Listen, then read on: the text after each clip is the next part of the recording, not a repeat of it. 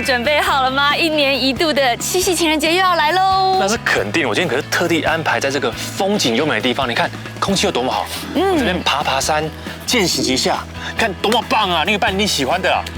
爬山健行一下，我就知道你还没有准备好。还没准备好。你要知道情人节啊，通常女生就是会化全妆、穿裙子、脚踩高跟鞋，但你安排爬山健行，这就不符合女生的需求啊。我一开始想说可以运动流汗，很棒的行程哎，难道情人节一定要花大钱，这样才会浪漫吗？我刚刚从头到尾都没有提到钱这个字哎，俗气。不一定要花大钱，但你一定要提升一下你的 VQ 是什么东西 ？VQ 通常我们讲 IQ 智商，EQ 情绪智商 ，VQ 就是你的 Valentine's Quality， 就是你的情人节智商。哦，还有 VQ 这东西，那前辈，你可要好好提升我的 VQ 了。对，毕竟我是钢铁直男。跟鞋里没有一些浪漫基因，就靠你帮我们安排行程，拯救我们的爱情啊！这你真的问我就对了，毕竟我是12星座浪漫之首，双鱼座之女，会提供很多的情绪价值，所以已经选好了一些全台各地 CP 值很高，再加上女生通常都会蛮喜欢，又很浪漫，可以静一静的情人节约会好去处，绝对让你的求生欲提高，也让你们这些钢铁直男变身成为超强闪光弹。那这样好哎，其实这一集不止我得救，全台钢铁直男都得救了，普度众生。对，这一集算是求生宝典。对，跟着我，浪漫提升 VQ。漂浮在半空中的齿模嘛，这寓意就是说我这辈子咬定你了。太直男思维了，齿模，这是珍珠项链，你跟你老婆求婚的时候挂在她脖子上的珍珠项链。所以他设计了这个全球最大跨度单塔不对称的斜长桥。它最主要是要把这个夕阳留给关山，把云留给天空，而且它有126盏路灯，它的每一盏路灯的长度跟斜度都不一样，它就好像126个舞者在那边跳舞的那种姿势。哇，是不是很浪漫？有没有很符合情人节带着女朋友一起来这里？逐步欣赏、点滴感受的那种氛围。对，而且我觉得站在桥上看这风景一定会超级漂亮。我点的这一份呢，叫做掌柜的最爱。对呀，掌柜跟情人节差很远，好不好？不会差很远。掌柜的最爱是这道菜，而我的最爱是你，我的天才。哇！怎么了？我鸡皮疙瘩也掉蛮多的。瞧一瞧斯达散步在这欧洲电影场景般的长堤，正前方就是哇，海上教堂！哇，这栋太浪漫、太梦幻了吧！满满的欧风设计，近远看就像那种北欧的感觉。对啊，那种鹅黄色好可爱哦，这个建筑。你看看这造景、这氛围、这爱心，这时候是不是就应该来点情话？些浪漫的话。交战。好，那我先来，姐。你知道我是混血儿吗？我一半台湾人，一半你的人。哎呀，可以哦。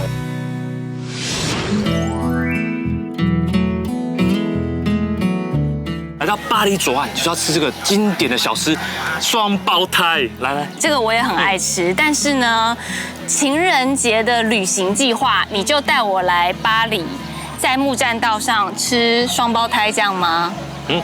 来巴黎左岸就是要散散步、骑脚踏车，然后吃双胞胎，没错啊。情人节计划，我要告诉你，身为一个女孩子，如果是情人节的特别旅行计划，你带她只是来吃一个甜品小吃，这样子是远远不够的。你今年安太岁了吗？太岁我每年过年一定会安啊。那你一定没有安太座，因为我看你就是安得不太好。但姐有没有考虑过，有可能是我已经安了，但是我太座不满意呢？太座不满意，这也是理所当然的事情。因为如果你只是在情人节的时候带我们来吃一个2相好，太座必定是会跟你翻脸的。我告诉你，巴黎、淡水现在呢有很不一样的玩法，也有很多浪漫有情调的地方。尤其淡江大桥通车启用之后，可以有很多升级版的好去处啊。所以我们说来到巴黎左岸，不只有骑脚踏车，不只有吃2相好，还有更多可以让我们求生的行程。那当然啊，女孩子要的完美景点、拍照打卡、浪漫 romantic 的大餐，姐都有想法了，我来救救你。那各位荧幕前面的直男朋友们，今天就照这攻略走，有救啦我们。对，但两相好还是要吃啦，对这个我也是很爱吃。怀念的滋味。好，跟着我吧。好。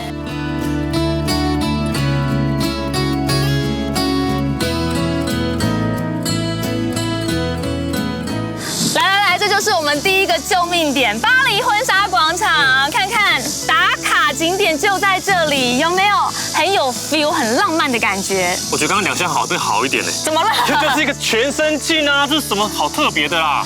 你有没有仔细看一下它的形状？哦，它是一个爱心的不锈钢镜。我知道了，爱心的全身镜。爱心的镜子呢，意思就是说，你看我们两个站在这边拍一张照，嘿，是不是就这个爱心把我们框起来了？我们就一起在这个框框当中框住幸福的视野。哦，原来还可以这样解读啊！那真的是个很棒的打卡景点。对，那你说它是镜子也没有错，因为这个装置艺术它的名称就叫尽收幸福，幸福尽收眼底。哇，这样很有寓意。但是姐，你现在第一个点就这边，但你知道情人节的时候我们要放闪啊，对，我需要很多照片啊，没错，这个点总不可能这个镜子我拍了10个姿势吧？晒恩爱就是要 IG 连发，要洗版嘛，没错，所以吓大家嘛。在巴黎婚纱广场，除了它之外，还有另外一个打卡点，我们先在这里拍一张，来给你当做范例。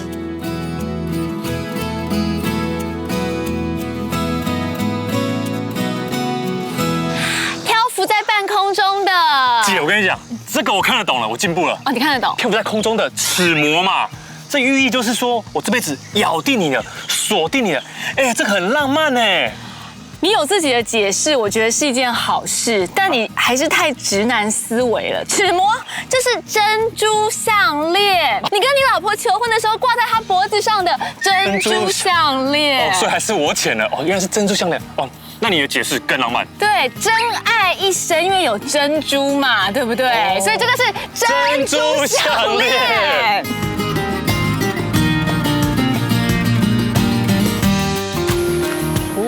巴黎婚纱广场真的有好多好适合拍照的装置艺术哦！你看这里有没有很有海岛教堂的那种浪漫氛围？这边就很像那种户外证婚的地方。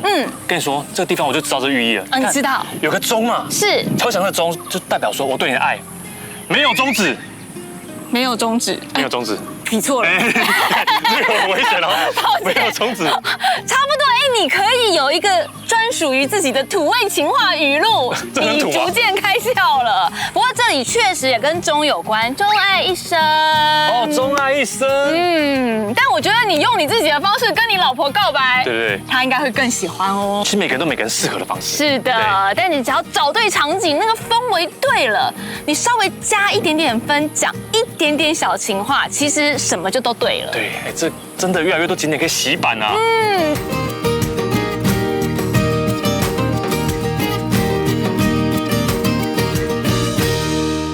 你看墙面这样子，好好看哦！拍得好看，根本没有死角啊！温迪，梁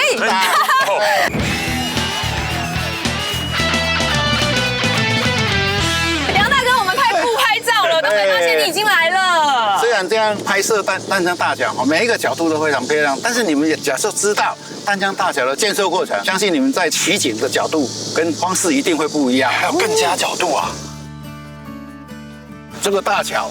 从开始有这个构思到它完成，总共花了30年。这个桥的位置太重要了，它位在淡水河口，在淡水那一边，它有对景观淡水夕照，还有渔港景观，好的一个要求。那在巴黎这边，它有这个观音山的一个林线，还有河岸湿地生态的一个要求。那在整个生态评估里面，一开始它有15个这个。评审人员，就有5个是文史工作者，还有艺术家，所以他们对这种人文、生态、景观，还有建设，以及专业跟民众的一个意见，都有不同的想法。然后这个中间反复的在检讨，所以这个案子到最后是被消失了。为什么？因为没办法取得一个共识，淡水要出台北，它唯一的路就是台湾线，所以在上班时间，植物尾路段跟关渡大桥绝对是塞车，塞得非常厉害。而且在巴黎这一端它有巴黎港，然后在淡水那边有淡水新市镇，所以这个交通的改善非常非常重要。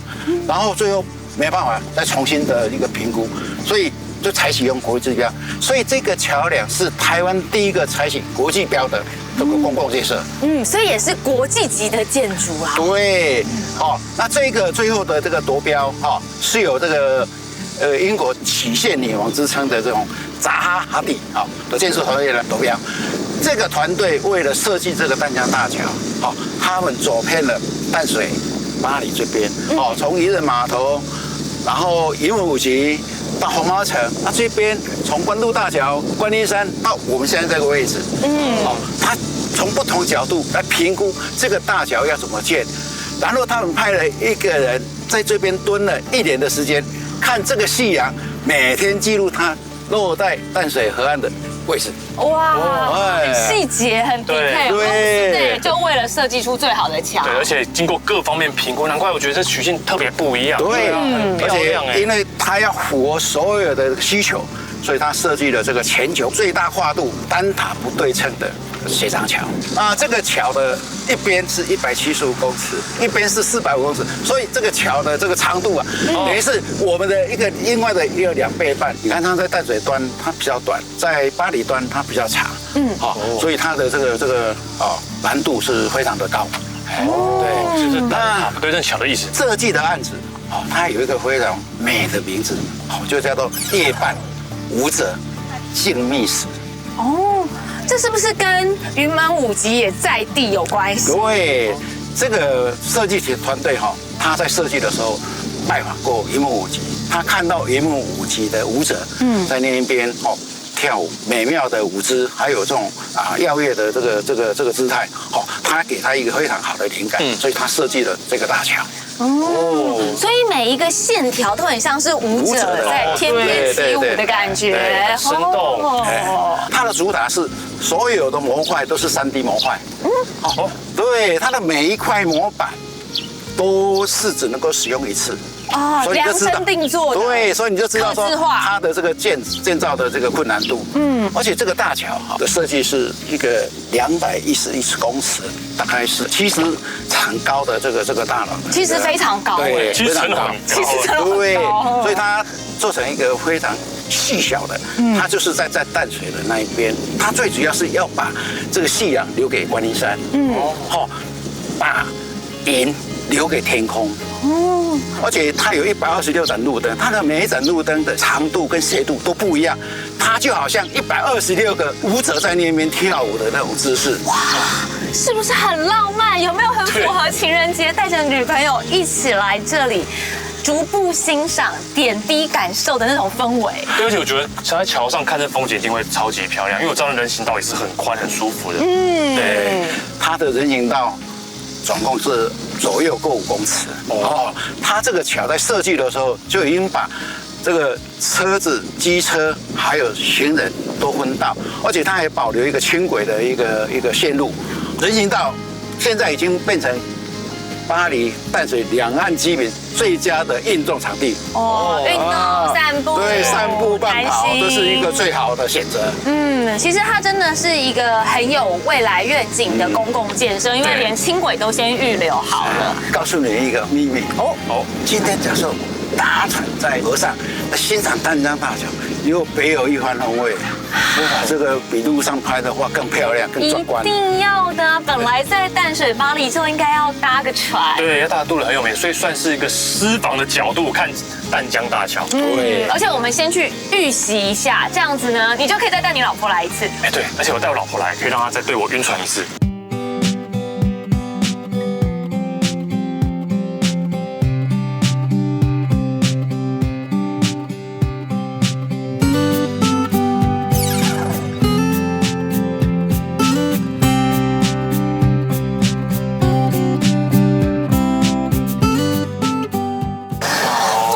是看淡江大桥，斯达，你有没有觉得坐上渡轮就有一点点大学生约会的感觉？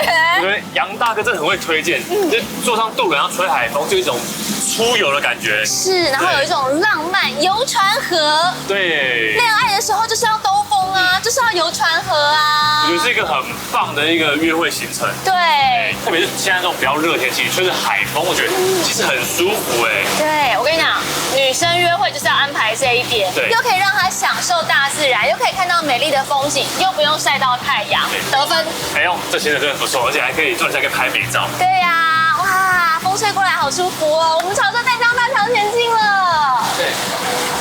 哇，这边再看过去，其实真的跟岸上看视角完全不一样。哦。对，我们是面对着淡江大桥哎。对啊，我们直直的朝淡江大桥而去，而且从河中央看淡江大桥，就可以感受得到它的距离真的很长哎。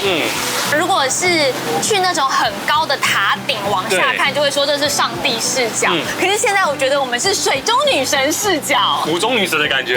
对，因为我们在淡水河的正中央，看到的是桥墩的正中心，而且这样近距离搭船看的时候，线条好明显哦。对，而且我觉得这个视角真是唯一只能搭渡轮才能看到这正面这种视角，而且现在搭渡轮越来越超值，以前就是看两岸的风光很漂亮，现在多了淡江大桥，对，很壮观，是不是？如果带另外一半来的话，这个时候呢，就跟淡江大桥一起见证爱情。姐，我们从左岸这样搭船过来之后，来到淡水，跟你说要去老街吃个阿给，但是我们这个方向好像走错了，反方向哎。你还没有记住在两相好时期我给你的教育吗？不是来到这边只能吃小吃，情人节一定要有点不一样的安排。所以除了小吃之外，你要挑有情调、可以慢慢聊天、摸摸小手的场合。可以聊聊天、浪漫的地方，但这边都是老房子，看起来很有历史年代感觉，没错。但这里适合吗？这里超适合的，你看看这一整个氛围，就是女生会喜欢的大面窗、庭院、树影摇曳。这里呢可是历史建筑哦，以前是基隆港务局的宿舍，后来被改建之后啊，现在是景观餐厅。哦，这也是港务局的宿舍。那以前的长官员工住在这里也太幸福了吧？很幸福啊！你仔细看这里的建筑，它还融合了很多不同的元素，在那个年代，西式的元素、日式的元素，还有我们台湾本土的元素都被融合在一起。所以欣赏这里的整个建筑结构，红屋瓦，还有呢日式的这种木窗棂，以及一些洗石子墙面，这个都是非常享受的事情。哎，真的，听你这么一说，我觉得这样阳光从树叶间隙中洒下来，感觉这些时间都慢下来的感觉，像按了暂停键一样，把老街的喧嚣都隔绝在外面了，对不对？对啊，但是这些房子虽然很有历史感、很有年代感、很怀旧，但是最重要美食要有啊。哦，这里可不是单纯吃情调而已哦，它的东西也非常的好吃。有好吃的东西？那当然。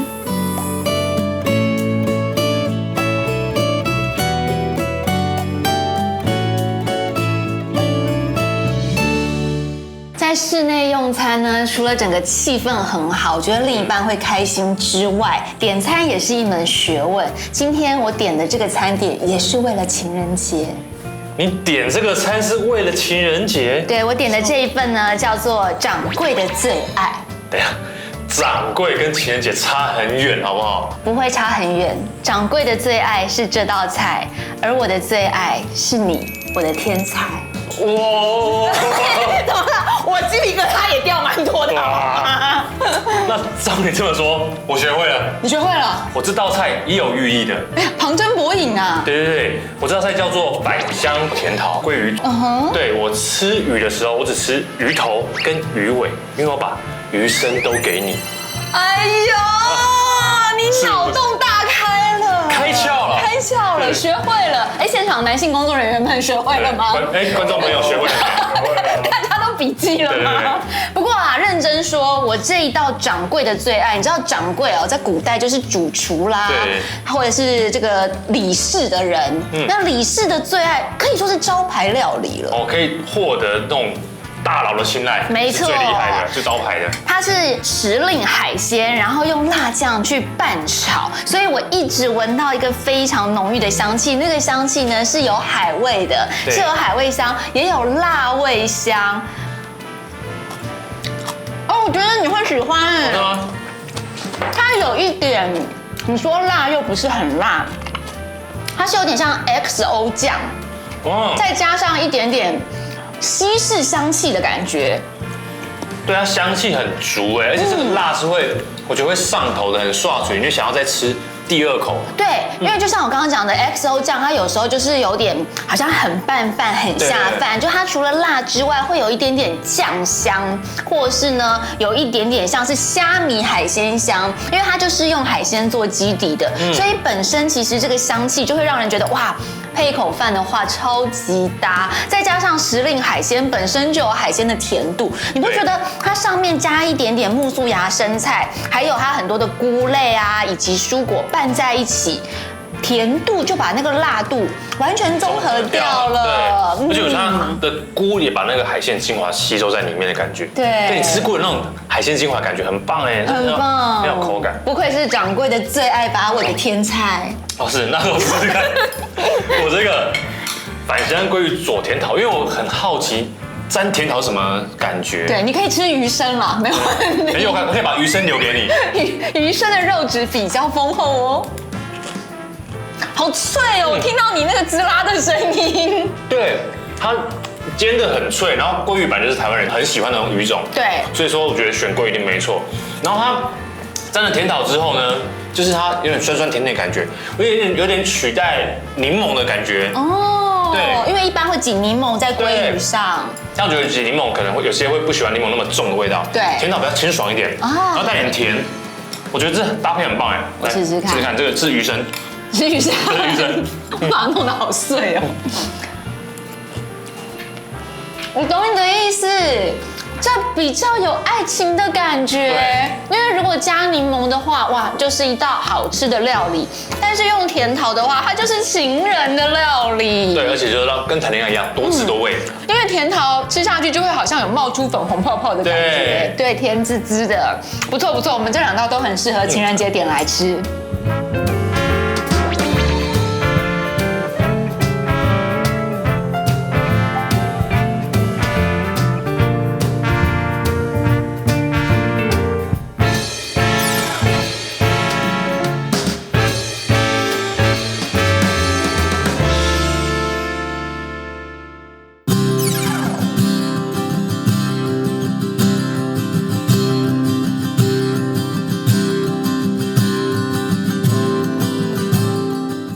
建筑内部吃完了主餐之后，在外面享受这一片河景，而且有双桥相伴，正前方是淡江大桥，后面还有关渡大桥，然后还帮你顾到了你另外一半的甜点之味，因为女生吃甜点是另外一个味。对，带女生出来一定要带她吃甜点，而且我觉得里面跟外面完全风景不一样，真的很会安排很会安排。那你挑甜点的时候，你也安排了吗？那是肯定，因为毕竟已经有经验了。但讲的好像你已经想好了一样，是有特地安排的吗？那当然，我点的这一份是他们的招牌，叫做屋瓦房。你看它上面是用铁观音慕斯蛋糕搭配上了铁观音冰淇淋，是不是整体就很有在地味？但铁观音跟浪漫好像差那么一点点。怎么会？铁观音就是爱情的代表啊！你是我的铁观音，因为我铁了心要关照你的开心与伤心。哦，是不是？很会，很会呢。怎么样？吃一下我铁了心的铁观音。你看一定要冰淇淋，再加上它的慕斯蛋糕。这个在外面其实吃不太到你曾几何时在别的咖啡厅或是甜点店里面看到这样的组合？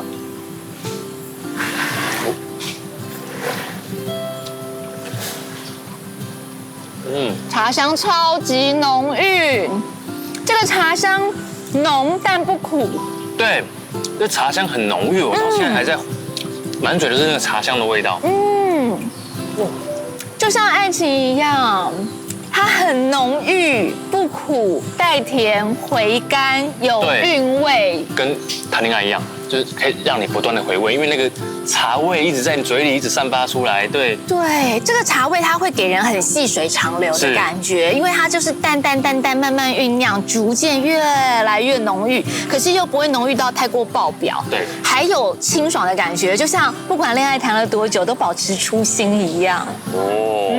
那怎么样？你的甜点你有安排吗？这个肯定有安排。我这甜点叫做情窦初开。哎呦，这么对，是不是很适合谈恋爱？对，合时宜。情人果藏在这个甜点里，而我的情人就在这里。哎呀，太会了啦！太会了！我们两个干脆出一本情书大全好了。所以他吃的时候一定要跟情人果一起，对不对？要情人果。其实柠檬塔是我非常喜欢的一道甜品。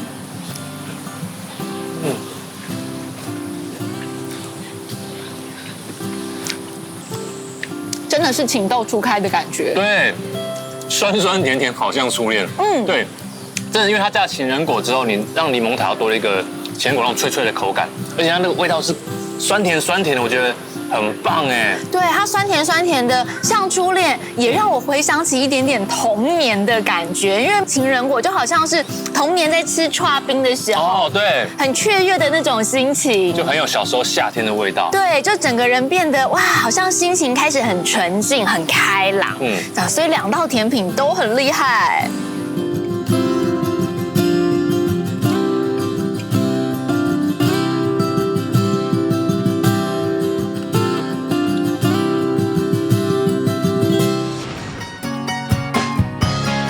姐，你看这红绿灯，你知道我们在哪里吗？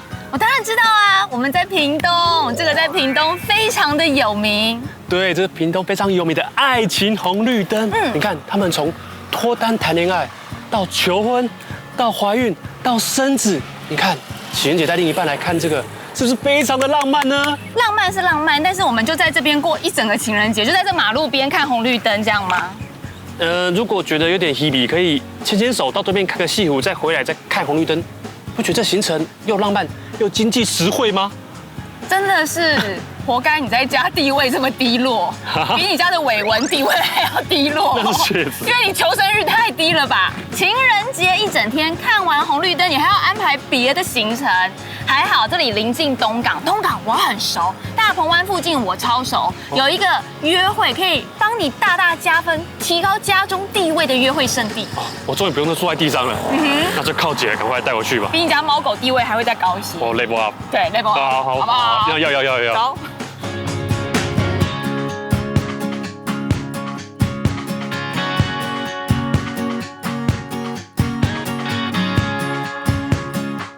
瞧一瞧斯达散步在这欧洲电影场景般的长堤，正前方就是哇，海上教堂！哇，这栋太浪漫、太梦幻了吧！确实比我那红绿灯好太多了。哎，是不是红绿灯？灯，你灯出好了。看看这教堂矗立在海洋上，而且满满的欧风设计。近远看就像那种北欧的感觉。对啊，那种鹅黄色好可爱哦，这个建筑浪漫破表哎。你的另一半终于笑了。好。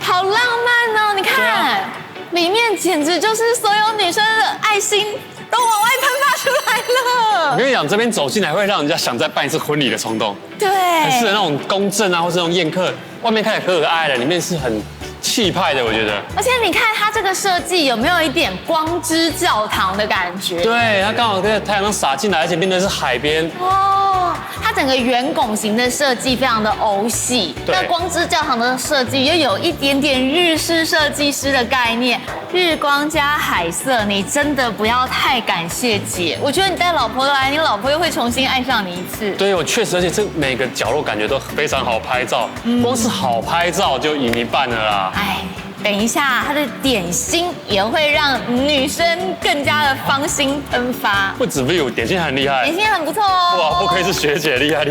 找一个好的位置。粉嫩色的冰淇淋，你觉得在浪漫的情人节它会是什么口味呢？蔓越莓或是玫瑰的。你试试看。这很会挑哎。它是咸的。它是樱花虾冰淇淋。对，樱花虾。因为在东港最有名的3宝之一就是樱花虾呀，所以他们把樱花虾做进了冰淇淋里面，有没有一点点那种海盐的感觉？对，海盐的感觉。其实我想过100种樱花虾的吃法，但是我就是没有想到把它放到冰淇淋里面。那还蛮合的耶，蛮搭的，对。对，因为是咸甜，然后竟然没有那种海鲜腥味，香香的，香气很浓郁。它的樱花虾感觉像是炒过的樱花虾那种香气，对，所以它有一点那种海味，也有一点点坚果或者是花生的香气在里面，很好吃，是不是会让你老婆惊艳？确实。另外一半就觉得哇，想不到吧，惊不惊喜？充满了惊喜的情人节，开不开心？意不意外？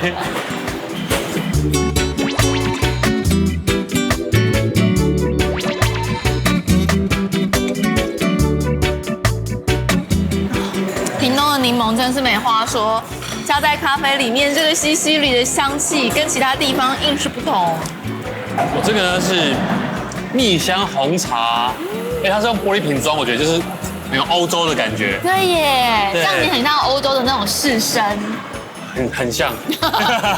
好，我收回。我觉得是气氛啊，氛围感。气氛，对氛围感很棒。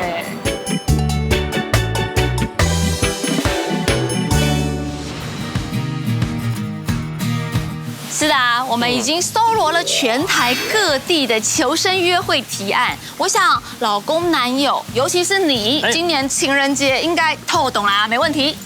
问题可大了，姐，你把老公跟男友这种生物想得太聪明了。所以你刚刚的提议是很好，没错，但都只能待2-3个小时啊，还有大半天怎么度过啊？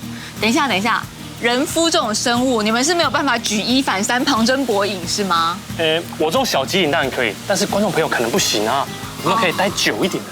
有道理，因为我老公应该也是这个样，是不是？所以我心里也有底了，掐指一算都算好了。正因如此，我才带你来我的地盘三峡这个地方，有一个咖啡厅，非常的别开生面，绝对颠覆你的想象。等下又是咖啡厅。姐刚就讲了，咖啡厅只能待2-3个小时啊，不行啊！这个咖啡厅与众不同，它可以从下午一路待到晚上看夜景都没有问题，杀掉6-7个小时，都还让你觉得满心的开心，满心的满意。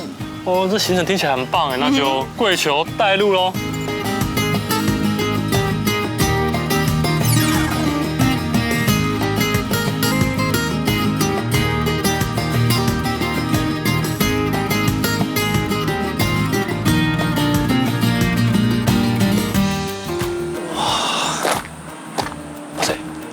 姐，这边真的是咖啡厅吗？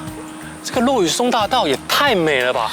是不是？你看旁边还有水景，波光粼粼的，这可能是小精灵的家嘛。5岁，对不对？真的很碎。我就跟你说，这个地方你一定会满意。这个咖啡厅它就位在鸳山的山脚下，占地园区非常广大，而且呢有数不清的造景，还有在山林跟自然之间找到一个很完美的协调性。所以来到这边，光是这个落羽松大道开始，加上水池的映衬，就会让你心情觉得很舒爽啊！真的，还得是我姐，是我救星啊！光是好拍哦，另一半就出了一半。没错，对，就搞定一半。搞定一半，对，先拍个半小时。对，先拍一下，然后再到处走走逛逛。但是最重要的是室内东西还是得好吃啊。一定好吃，下午茶也可以拍半小时哦。先带回去。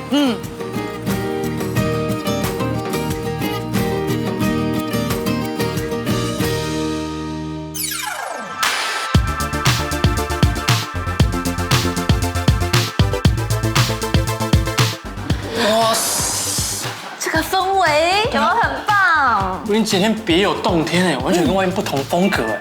你看上面有那种银河的感觉，还有行星灯，根本就在太空里嘛。对啊，而且你不觉得除了太空之外，它也很有复古感？这一些椅子的椅背有玛丽莲梦露啦，有奥黛丽赫本啦，这种异国风情的怀旧氛围，也让人觉得哇耳目一新，还有一点艺术气息哦，一些仿梵谷啦，或者是其他艺术家的名作，所以整个风格跟外面我们刚走进来的时候，完全是大自然的那个情境是一点都不一样的。对，而且有没有看到那窗户？它圆圆的，好可爱。然后从那边看出去呢，跟外面的景色呼应，根本就跟画一样。哎，这样我们要坐哪？不知道坐哪，选了菜吧坐了。每个氛围都不同，要挑哪个位置呢？要坐那边吗？那我帮你们挑选吧。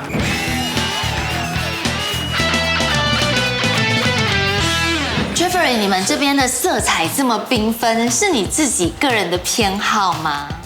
其实我从小就移民南美洲了，在那边生活有得到很多的灵感哦。他们色彩方面都用得很缤纷，很热情。是。然后呢，他们的食物的味道也很独特，所以我就想要把我当初生活在那边的生活的那一段所碰到的好看的跟好吃的都带回来台湾跟大家分享。哦，amigo，所以说这边呢，是你对南美洲的回忆，然后也有对这片土地的热爱，然后让大家来一起体验这份美好，那很有意义耶。对啊，但除了像那种热情奔放，你说南美洲生活经验带给你的色彩之外，有一些很浪漫的宇宙元素，这也是你个人的喜好吗？对，我本身是蛮喜欢月亮啊跟星球，所以我就把它融入到我们装潢主题这样子。我觉得因为星球比较是蓝色系的，银色系、白色系，但是南美洲就是红色系、暖色系、橘色系，大奔大方的。对，所以也有点撞出来了不一样的火花的感觉耶。是啊，也刚好蛮适合我们想要带来就是晚间啊，情侣啊来这边啊。用餐的时候会有那种浪漫的感觉，对。太好了，我们就是要这样的约会提案，那就请你先帮我们准备下午茶好吗？好啊。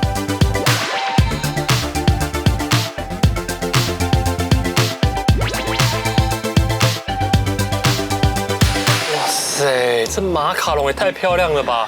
这个马卡龙跟一般我们知道的马卡龙不一样，首先它是韩系的马卡龙，韩系的马卡龙，韩系马卡龙很缤纷，让你少女心大喷发。哎，不要说少女心，我男生看了我都喷发了。对。另外呢，它有一个不一样的地方是，它结合了我们三峡的在地食材哦。三峡在地食材这是什么东西？不会是金牛角吧？哎，这个黄色、绿色、红色当中，绿色这一颗韩系马卡龙就代表三峡非常知名的茶品碧螺春，所以它的内馅呢也是用碧螺春的茶粉去做的。对，碧螺春算是三峡名茶。没错，那黄色的部分呢就是凤梨百香果，红色当然就是大家最喜欢的草莓口味喽。不过我觉得是的，你一定要先试试看我们碧螺春结合三峡碧螺春口味的马卡龙。哎呀，好舍不得吃啊！对啊，这是舍不得吃下去，很可爱耶。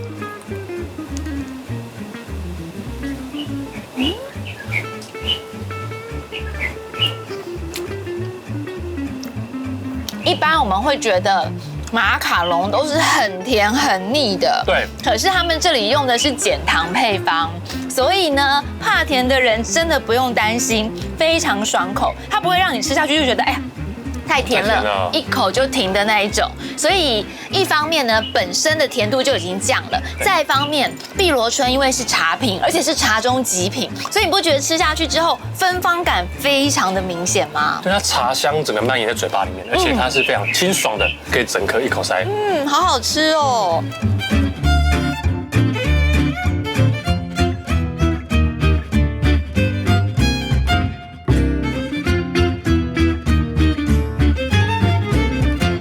草莓口味也好好吃哦，它是酸甜的感觉，这个超适合在情人节品尝的，因为爱情就是酸酸甜甜。没错，跟刚刚的碧螺春口味一样，因为是减糖配方，对，所以呢不会有太甜腻的感觉，但是爱情还是要有甜度在，所以它的甜度一定比茶香口味的再高一些，可是那个酸酸的口感会马上把甜味给综合起来，我觉得也是整个分量啊，还有糖分的分布恰到好处。它的饼皮也是非常好吃，对，它饼皮很 Q 哎，它饼皮很 Q， 就一般呢可能会有点像是糖分太高了，以至于就是有点酥化。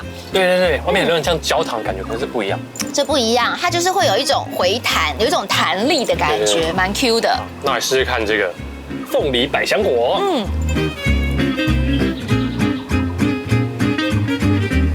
我第一次吃到这种搭配，就是凤梨搭百香果，它是都是带一点酸的水果，然后酸酸甜甜的，我觉得是让你就是会想一直在吃，它一直在刺激你的味蕾的感觉。对，我觉得你来这边吃下午茶，其实吃这个很棒。所以酸酸甜甜的也是很像爱情啊，对而且像极了爱情。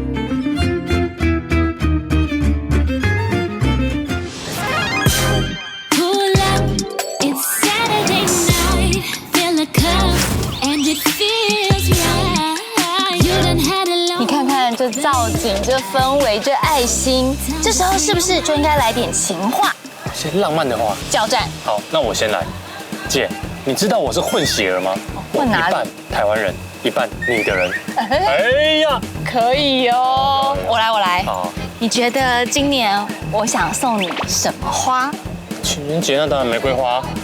玫瑰花不，信用卡拿去，随便花，尽量花。哇，哎，那我真的刷。是不是很实际？好听好听。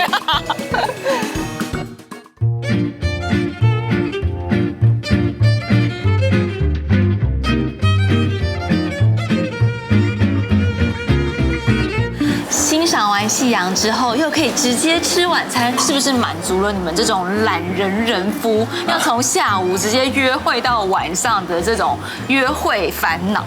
但我觉得也满足了女生想要浪漫晚餐的仪式感。啊，确实，因为这里的浪漫晚餐仪式感不是只有环境、对星空、点灯，它包括餐点的部分啊，都很跨国界料理耶。对，而且我们刚刚一个下午都在这边，然后拍照啊，然后看夕阳，其实应该感情会更加温，吃起来晚餐会更好吃。晚餐的部分啊，我觉得很用心，有一些是平常在台湾其他的餐厅吃不太到的南美洲料理，例如这一杯冷汤。就很特别，它是拉丁海鲜中，可是它有一点冷汤的概念，里面的香料啊、特调，通通都是 Jeffrey 他自己根据他印象当中的味道去慢慢的回溯跟组合起来的，所以我相信应该蛮道地的哦。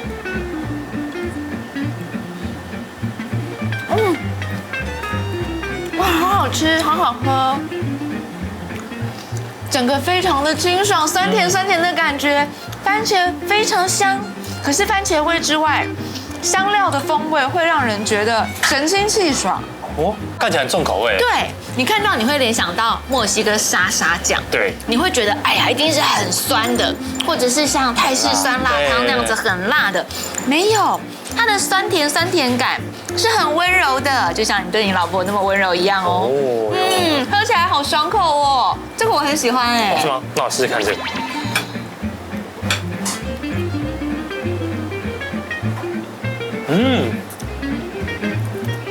我觉得它也是融入了很多南美洲元素在里面，很像是我们去美国或墨西哥吃taco那种感觉，里面有那个红腰豆的豆泥，混在里面，然后还有它用它的红椒粉，它是那种很香的香料，但是呢不会说很辣口，我觉得是很加分的效果。我刚刚吃原味，我现在试试看，在他们自己做的沙沙酱。对啊，它还附2种酱料哦，好贴心哦。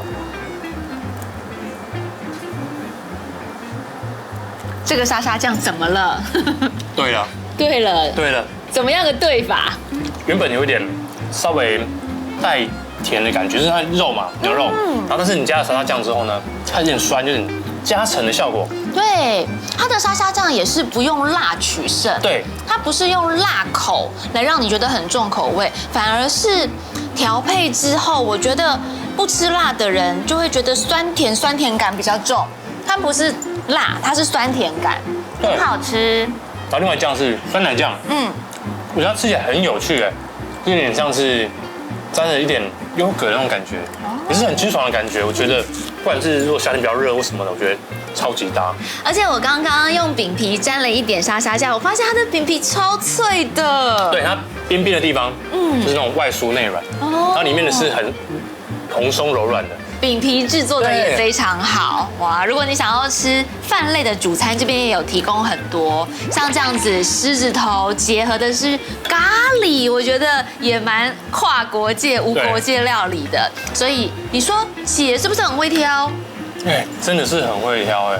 而且跟你说，如果大家照着我们这个行程走，你七夕情人节一定 OK 了。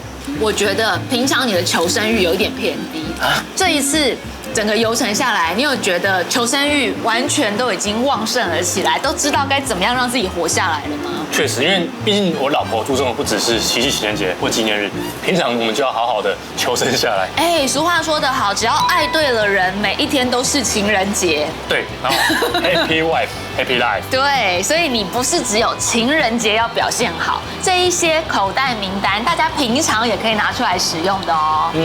对。希望全天下的老公、男友、人夫，每一天都能过得好好的。